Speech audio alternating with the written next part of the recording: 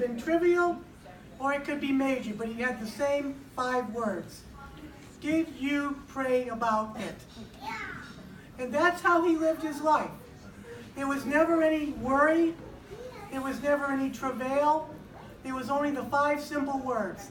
Did you pray about it? You know, when you come right down to it, you know, what an influence he has been on many, many people. Amen. You know, in this group that's been here now, I think of the next generation. That would be Barry, myself, Walter. We are now the leaders of the generation, taking for those that are now departed. We are now the chosen few to carry on the legacy and to carry on the godly name of passing the word of God on to our children and our grandchildren. The generation become for us has done a pretty good job. Now, I was thinking back, and memory sometimes is difficult, but I was thinking back to some of my earliest memories. And that would probably be up at Quakertown Church. And if I think real bad, my Uncle Carol was just a boy then, probably 15 or 16. He would play the drums. Ray Hill would be playing the French horn.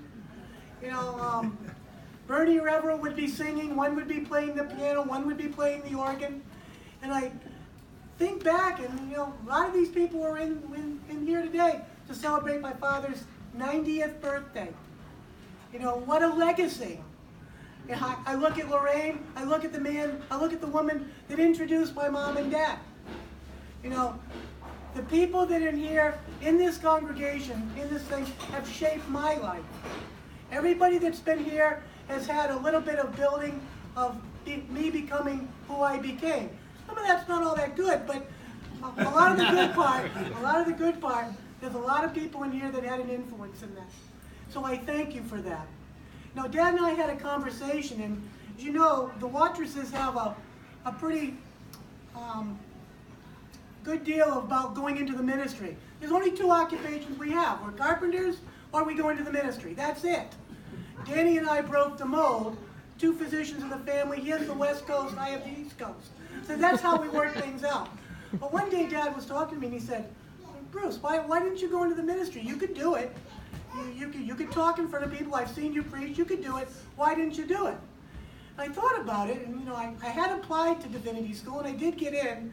And at the last minute, I turned it down. And I told him a very simple reason. When you're a pastor in a church, you kind of have to tread thin on water. You have to be careful what you say, because behind the pulpit, if you hurt too many people's feelings, some people will walk out. I said, I, on the other hand, can say you're too fat, you drink too much, you don't get enough sleep, you don't take care of yourself, and you know what they do? My father said, well, what? I said, they pay me. It was a simple decision of how to make a career choice in life. But you know, my career choice in life has clearly been influenced by my father.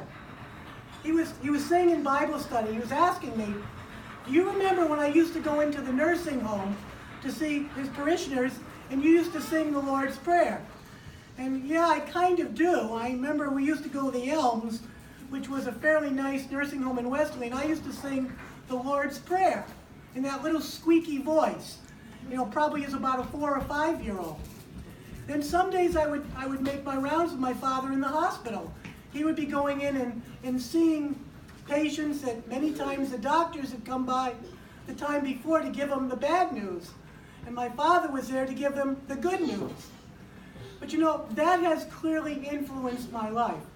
As a physician, you know, many times you are in the position to tell people the bad news. But you know, rounding with my father has given me a different perspective. And that perspective is tainted on our relationship with God, our relationship with Christ, and really what's important in life. And so it's changed how I've approached medicine. You know, it was interesting. We had a nurse that, the nurse was my patient, and her daughter was my patient, and she suddenly dropped dead very, very suddenly at 21 years old, Merrimack College senior. And so Kathy, her mother, was doing very poorly. And so the nursing staff at the hospital came to me and they said, will you bring Kathy in and talk to her? I said, well, I was going to anyway. And they said, you know, you need to talk to her because you approach things from a different perspective. You bring up the spiritual portions of medicine and the life and what you need to do. We think that's more important than someone giving her a tranquilizer or something to that effect. You know, I started thinking about that, and I said, you know, my dad has probably been my biggest influence.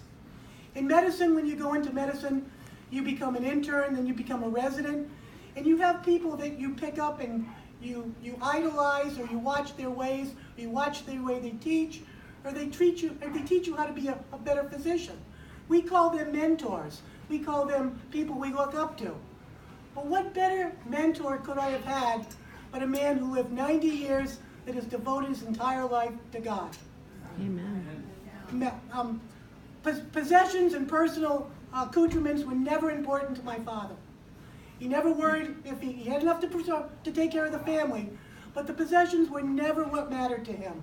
What mattered to him is what your position was with God. And he taught that to us.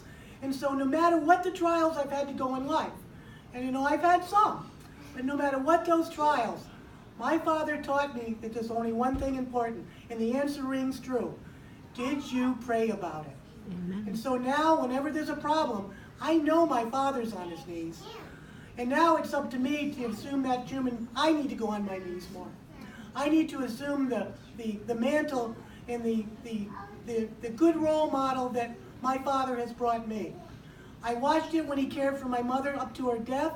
I watched it with his grandchildren. I watched it all through life. What better role model I could have?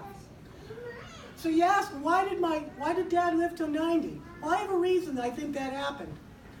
People are taken away from you when they know that the mantle is ready to be pushed on. I'm a slow learner, unfortunately. Dad is here to keep prodding me, keep teaching me, to make me a better man. And my wife always says to me, I'm here to make you a better man.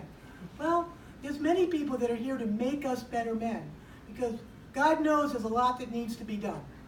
So I'm thankful for you to come to share this birthday, because it means a lot to have the people in this audience that have shaped me.